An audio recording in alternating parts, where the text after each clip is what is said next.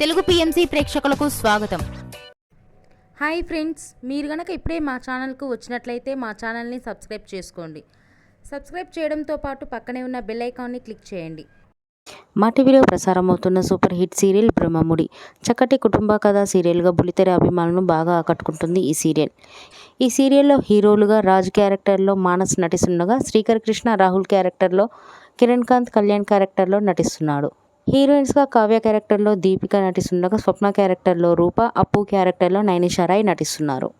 కిరణ్ కాంత్ తన లేటెస్ట్ ఫొటోస్ని అభిమానులతో పంచుకున్నాడు. ఆ ఫొటోస్ని మనం కూడా చూసేద్దాం.